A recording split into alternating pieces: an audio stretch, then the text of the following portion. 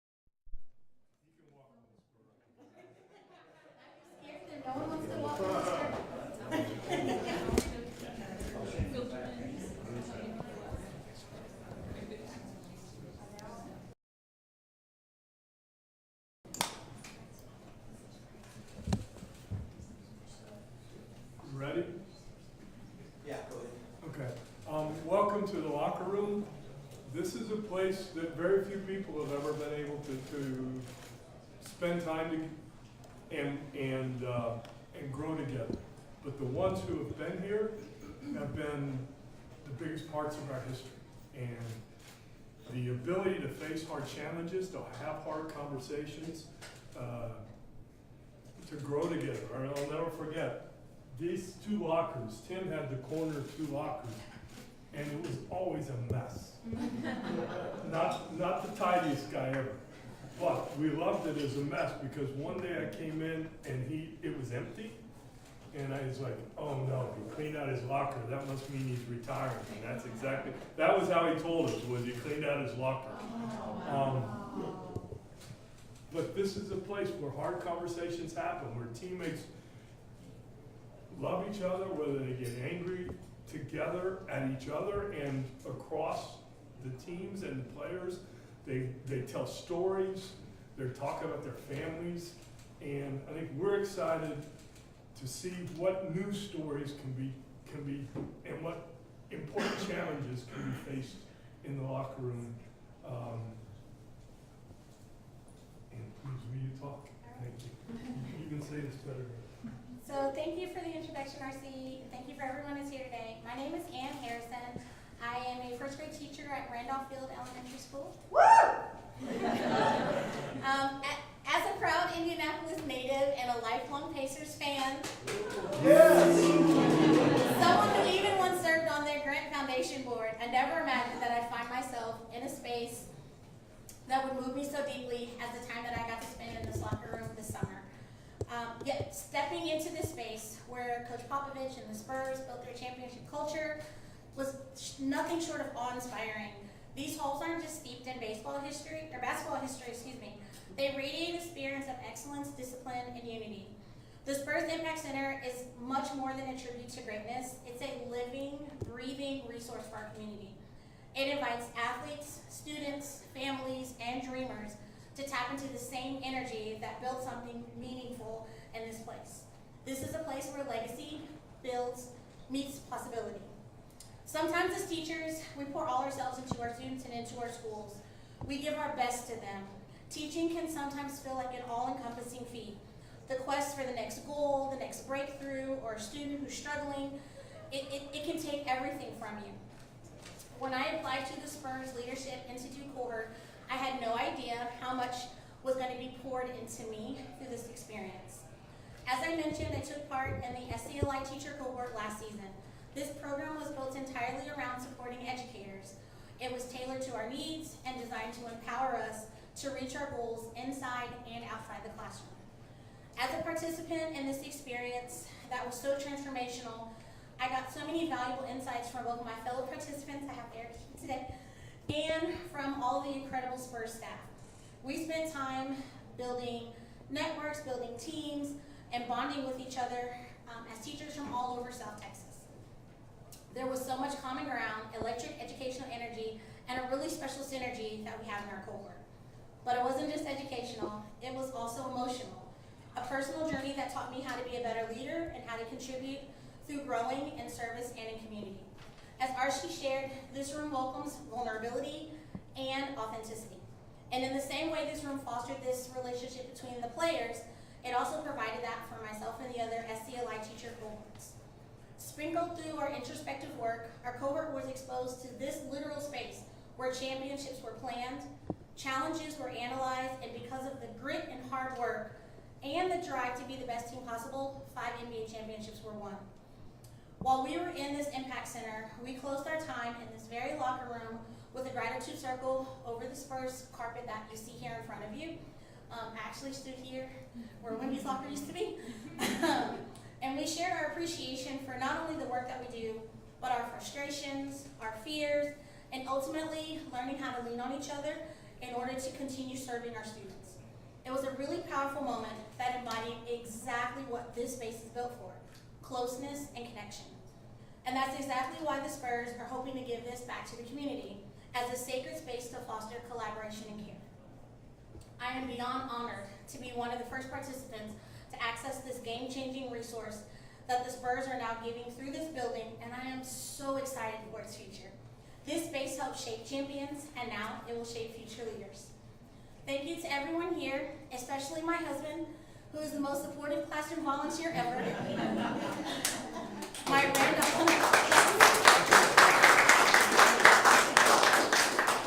Randolph Elementary School staff and every whiz kid that I've ever taught. These are bracelets that are actually made by my students I wear because they are the reason I do this. I'm so grateful for this opportunity, and I can't wait to see what comes next in this facility, a place where legacy meets infinite possibilities. Thank you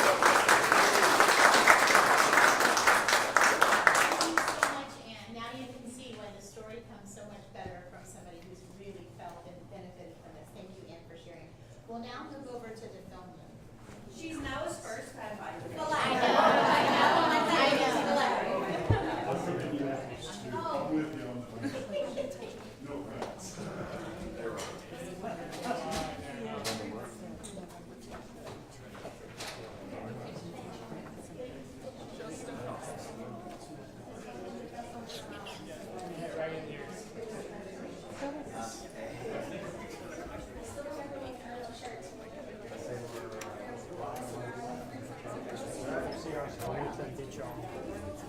Right into the immediate. Y'all can take a seat too. Feel free to sit down. First dibs on the chairs, whoever gets in first. For sure. Here. Somebody wants to go on that side, somebody can go on that side. Yeah, I have, never.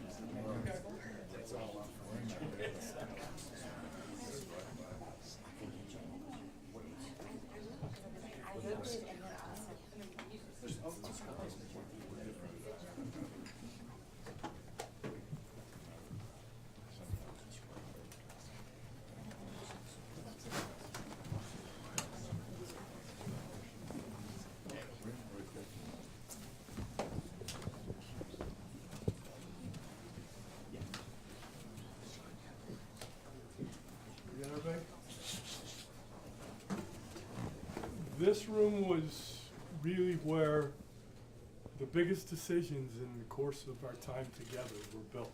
And as you'll see, when you, coaching staff, medical staff, front office, when we got ready to have a draft night, make a decision on free agency or trade, this is where we all came together. As our teams got older and you didn't want Tim, Tony, and Manu out on the court, or Michael Finley and Bruce Bowen and Robert Horry wearing themselves out, we did a crazy amount of teaching on this board. You're sitting in Tim's chair. You better not let him see you there. No, but it was interesting to see how over the course of time, Pop, Tim, everybody had their own little space. And so many of the learnings together happened here. Again, that was a place of safety. This is where we really got down and dirty in the discussions about hard things. Who are we going to draft? I'll never forget, we get a draft pick with Dwan Blair, and Dwan had fallen from, we had him in the top 15 players in the draft to number 36 where we had the pick, and we got him. He ended up having a really good set of years with us, but Pop, his daughter was getting married that weekend, and he was in Maine, so he wasn't here for the draft. And he's on the phone with me, and the TV was beating Dwan up because he was only 6'5". And so I talked to Pop and asked him, how'd Dwan sound on the phone? He sounded 6'5". So, but there were a lot of fun in here. There were a lot of hard times, and we can't wait to see the vision that can happen when we come together and really face tough challenges. So, Sonia, please. Thank you, RC. Thank you. I'm Sonia Medina Williams. I'm President and CEO of Reach Resilience. We're a national foundation that helps community in crisis. I also serve on the Spurs Give board. It's great to see some fellow Spurs Give board members in here with us. And I'm also a fanatic Spurs fan along with my family, so it's really a pleasure to be here. Thank you for having me. You know, look, the Spurs are truly a one-on-one. We all know that. Not just in how they win, but in how they lead. In a league where there's constant change, we all know the San Antonio Spurs had one head coach for nearly 3 decades. They've built teams from every corner of the globe, proving that diversity is strength, not just a slogan. And even in one of NBA's smallest markets, they have forged a global footprint. And it's really been based on trust, culture, and community. And that's why we're all here today. That spirit championed and led by Peter and RC and the entire organization is why the Impact Center marks the next chapter of the Spurs story.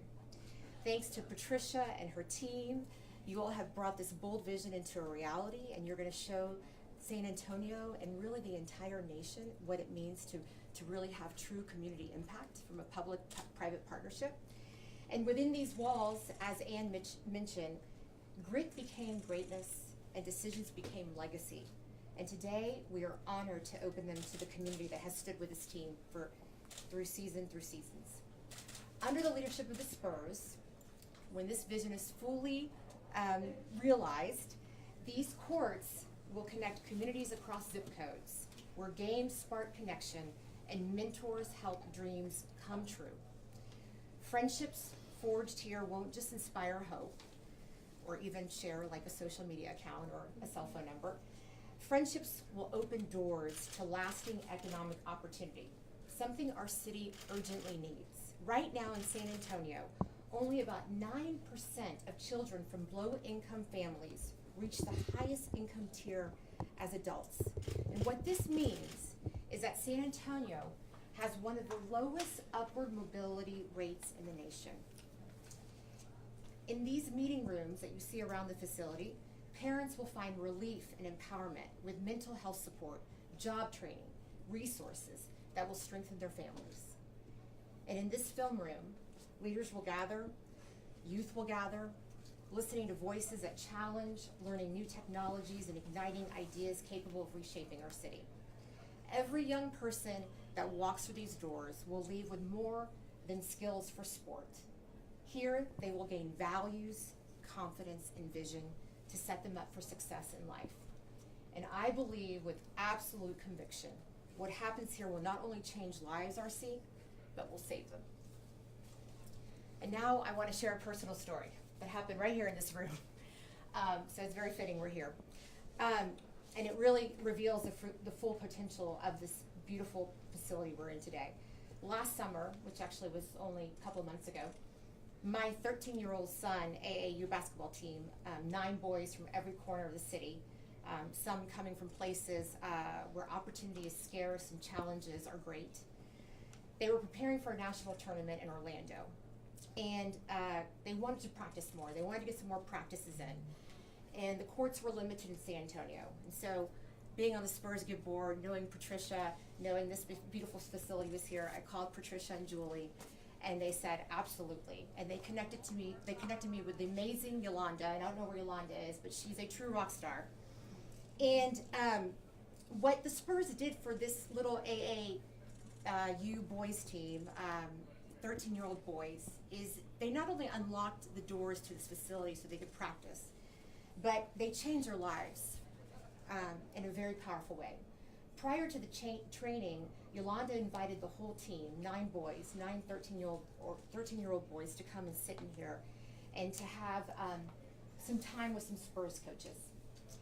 Again, this same space, like RC mentioned, was where Pop once spoke to championship teams about focus, about discipline, and about teamwork. So here you have 3 Spurs coaches who took the time out of their schedule to speak with 9 13-year-old boys, not about plays or drills, but about lessons on character, leading when no one is watching and showing respect when the game is not going your way. One player on the team who came from a difficult background, leaving him without a really steady role model in his life, and always had a issue with attitude, with temper, and in his presence on the court, and he really struggled a lot. He was a talented beyond measure, but really lacked that inner compass. I'm sure all of us know a child somewhere in the world like this. That afternoon, in those same chairs right here where NBA champions once sat, that young player was transformed. He sat actually right there. Upright, eyes locked, absorbing every word as if it was oxygen. His hands were literally in fists, sitting upright. Quite frankly, for 35 minutes, I don't think he even blinked. Something changed in him. The team went on to Orlando and played well. They played well. They survived. But the real victory wasn't on the scoreboard.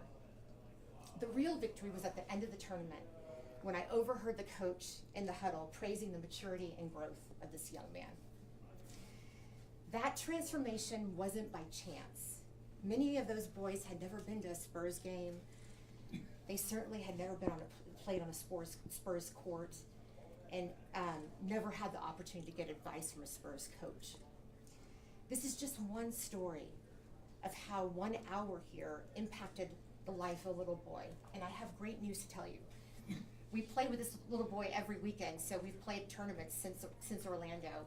And this past weekend, there was a big tournament, and the coach announced among the huddle of the boys and the parents that this little boy had come to the coach this weekend and said, "Coach, I'm a new," and he said his name, "I'm really a new person."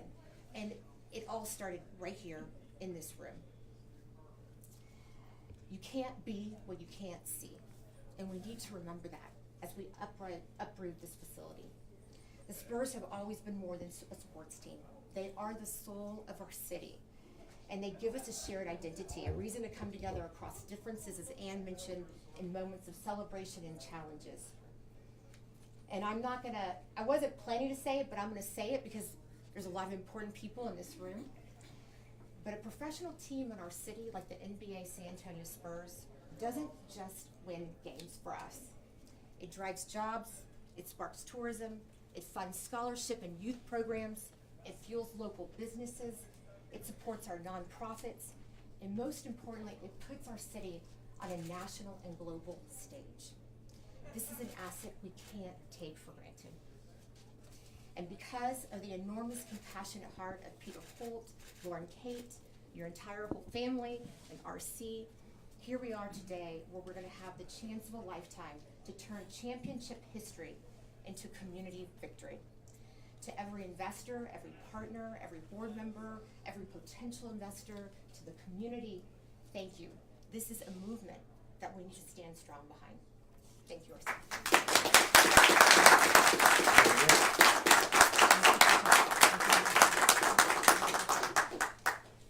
Absolutely incredible. That shows that this is much, much bigger than basketball. Each of you were invited here because of your partnership that you've already had with us or that we're hoping to extend to you. Each of these rooms, as described, we want to use for so many different purposes. Not just for young people, but all the people that care for them, from access to technology, from access to healthcare. We really want to think through what are the challenges that face this community and how can basketball really step in to use a brand, to use this incredible sport in a way that can really make meaningful change. I'm really, really grateful for the time that you've put into here. I also want to point out, just as a moment of privilege, there is a nonprofit outside that I think really does show what we're hoping to do. It's one partnership that we're hoping to really solidify. They want to do workforce development opportunities here. If you haven't met them, you should. They're called Slow Boogie. They're based on the east side. They are one of our arena neighbors. And they really work with young people, trying to give them access to workforce development opportunities. They want to have that in these spaces. And you can imagine, as a young person who's not really sure how to serve floats, they're using that opportunity to serve root beer floats to really change people's lives, and they'll do that in these seats. Thank you again for being here. We welcome you to kind of look around, make this your home as well. Again, thank you so much for the opportunity.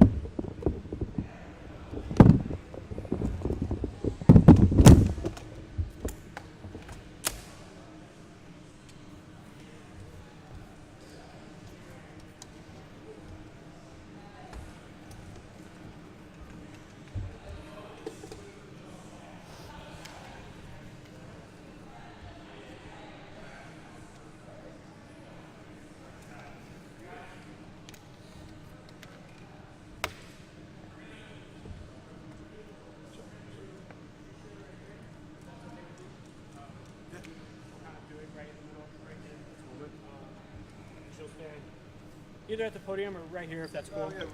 Yeah, if this works, we'll get Patricia over here and then I'll see if we can get on.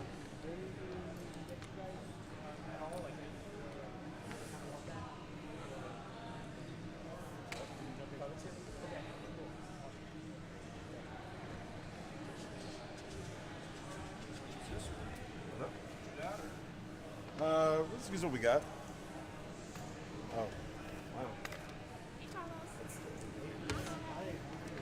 I'm gonna grab you over here with Miss Liberty. Did you have fun?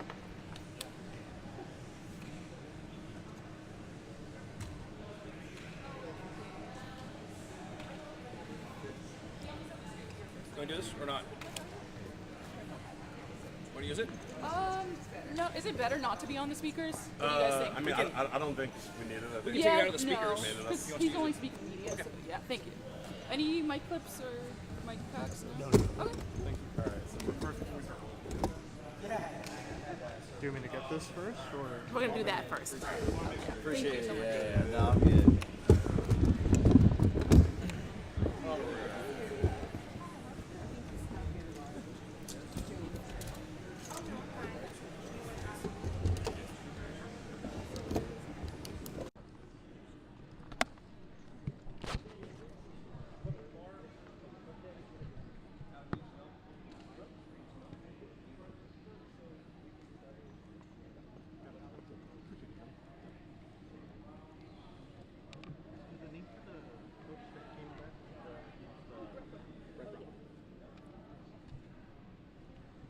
Mic check.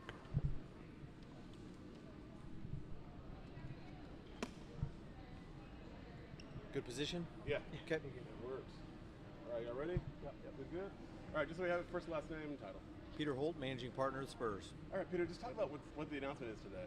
Yeah, it's a pretty exciting day. We are transforming our old practice facility here at 1 Spurs Lane into a community center, Spurs Impact Center, and the initial contribution will be $10 million from our ownership group plus key partners to transform this amazing space that's been the soul and the heart and the backbone of all of our success, and focused on positive community impact. And we're thrilled about it.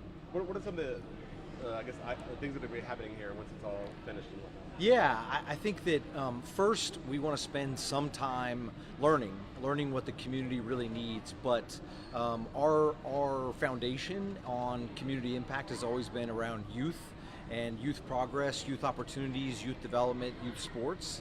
And we think we can accomplish a lot here with that, especially with some activations with the Positive Coaching Alliance, things that Brett Brown has already been doing with helping coaches learn and develop and grow so that we can have a multiplier effect there.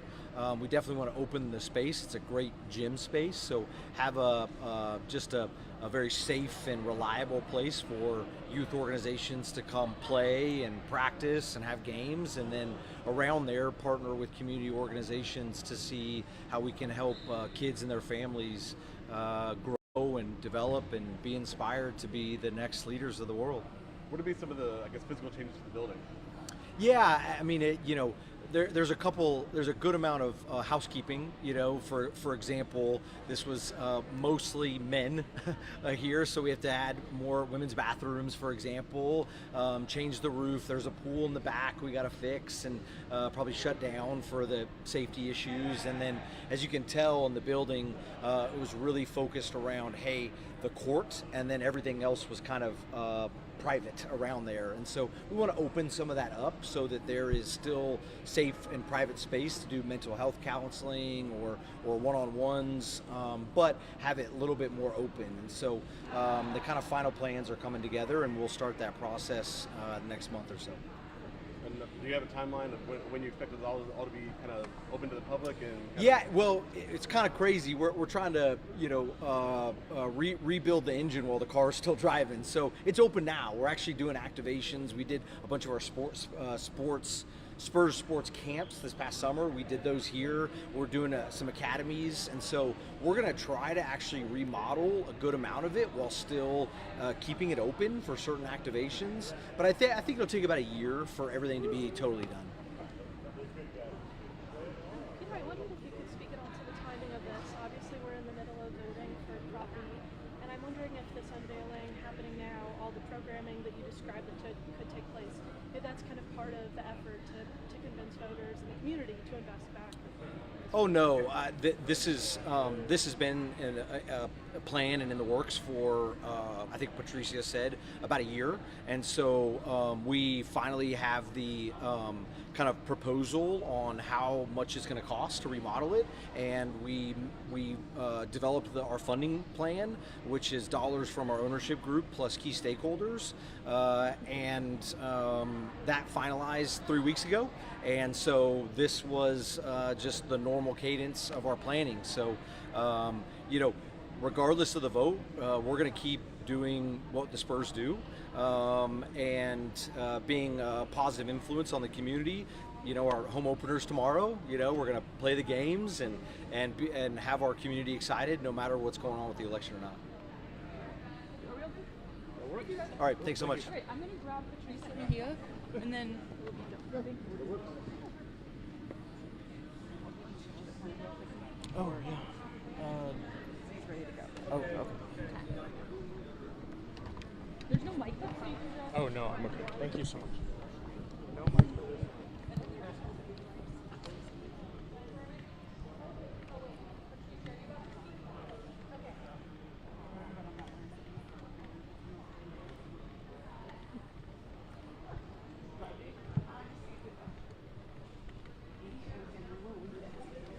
Hello. Hi, Peter. Hi, nice to meet you. Hi, Carlos. Okay, awesome. Hey, Peter. Yeah, nice to meet you.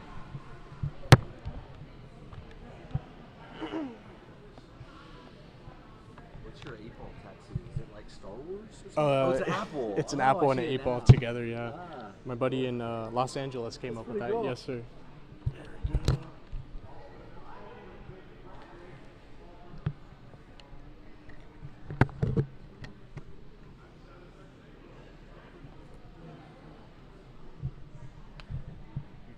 You want me to hold this?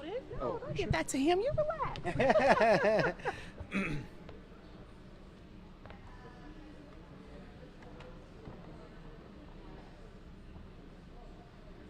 you mind taking a small step this way? Towards you?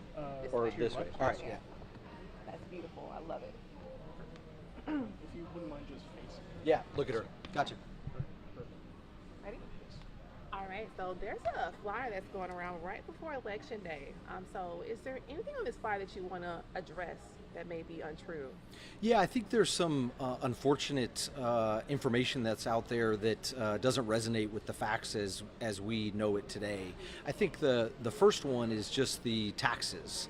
The fact is that we've had a public-private partnership with the county for 25 years, and it's worked tremendously successful. It's been beneficial to the community, it's been beneficial to the Spurs, and to the rodeo, and so we're trying to extend that. This is not a tax on Bexar County residents. This is a tax that's paid for by visitors, hotel, motel, and rental car.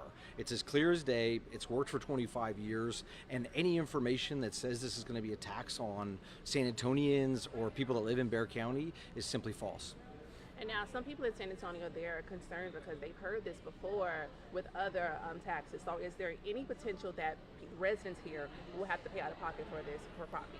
Absolutely not. The only chance is if you go rent a car or if you stay in a hotel. And so 99.999% of the revenue that's used in this county election of the venue tax is levied, is handled by tourists, visitors to our community. And so that's absolutely clear as day. It's in state legislature, the state law. That's how it works. And then the other thing is that that money cannot be used for anything else. I think there are two important distinctions that need to be cleared up. One is who gets taxed, which is visitors, and then the second one is how can those taxes be used? And those taxes are absolutely restricted to these types of projects. They can't be used for roads or public safety or libraries or other uses. Those are great causes, but these are restricted funds taxed on visitors. And why do you think that some people are opposed to Prop B? I think that in general, I think people, especially in the economic environment that we're in now, are confused by information they're seeing, and they think, man, I'm hearing all this stuff about tariffs and about inflation and milk costs more, and golly, I don't want to have to pay more for an arena. And the fact is, you won't. You won't have to pay more. This is going to be paid by from visitors, and I think that's really, it needs to be cleared up. The other thing that I don't think has been talked about enough is the amount of benefit that the community will directly receive because of this project. So once this project is complete, our projections say there's going to be hundreds of millions of dollars of new sales tax created that will go to general funding. It can be used for streets and roads and police and fire and all the things our community needs. That is new money that's not there today. The other thing is that the property taxes that go to the school districts will increase because of this project. And so I think that's really important too, is that our education system that badly needs funding will get more funding because of this project. And then one of the things on the flyer is that this Prop B is a $3 billion tax giveaway. So can you elaborate on that issue right there? Yeah, I'm confused by that, quite honestly. The structure we have right now is $300 million from the county and then $489 million from the city, which comes from state visitor taxes, plus some property development increases that we're committing to. That's the public funding from this. It's not on local taxes. And when I do the math on that, that's about $800 million, not $3 billion. And then we're committing $500 million to the arena and then over $1 billion to the project around it. And so if you look at the investment, I think it's more than fair.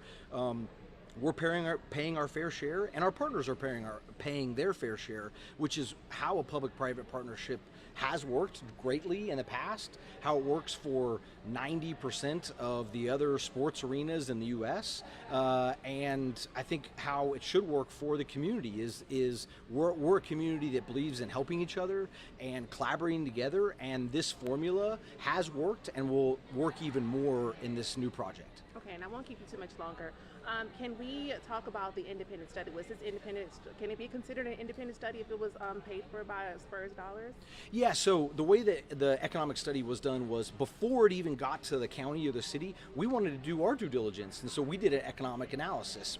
Is it worth putting our money into this? And so that feedback came back. Not only was it tremendous positive return on investment for us, but we saw, wow, there's all these other benefits for the community, tangible and intangible, like sales tax revenue increases that we project. So we did ours, clearly paid by for us. Then the city of San Antonio put out a request for proposal like they normally do, and they selected a firm, a nationally recognized firm called CSL, and that firm did their study on numerous parts of the project and then looked at our numbers and other economic analysis numbers for a new arena and sports district around it and said, yeah, that ROI is there. And so I think that provides tremendous positive validation to the return that's out there. By the way, that's the same firm that did Philadelphia, that's done Cleveland, did Sacramento. I mean, if you look up CSL, they're known for doing the vast majority of this economic analysis. And what I would say is, I think there's going to be even more that happens throughout this process. One of them is that the city will have to go and issue bonds for this project. That'll be one of the most ultimate economic analysis, because the market will say, do I want to buy your bonds? And the only way they get returned is if this project is successful. And so we look forward to testing our numbers.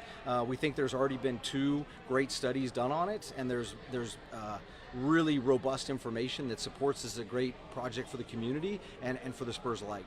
And if Prop B does not pass, I know you've been asked this a million times, Yeah. will the Spurs possibly leave San Antonio? We're just not focused on past Prop B. You know, we're going day by day. You know, we're in a building here that the ethos is Pound the Rock, and Pound the Rock doesn't start the season talking about championships. It talks about what's the next practice, what's the next game. We're having that same philosophy here. So we're going day by day and trying to communicate with voters, communicate with the public on what the facts are, and we think it's going to be really positive. And is there anything you want to address about the chiller plant? Yeah, I think that there's some confusion around a major infrastructure project and how that's being attached to our project. The chiller plant is on the other side of the convention center from our project. And so if it has to be moved or upgraded, maybe it does, but that has nothing to do with our arena. Our arena and our sports and entertainment district can be built without having to mess with the chiller plant. That's our assessment, and I would just encourage people, if they don't believe it, to drive downtown and see where the Hemisphere site is and where the chiller plant is, and they can test my theory if it has to be moved for our arena, because it's in a completely different location. Thank you. Is there anything else you want to address today? That's it. Thank you so much. Appreciate it. Thank you all. Thank you. Okay.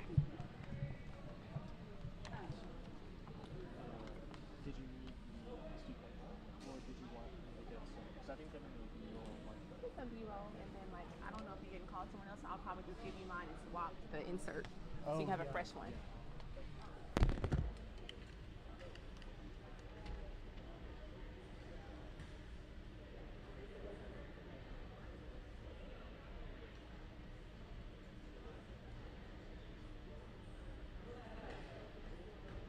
Oh shit.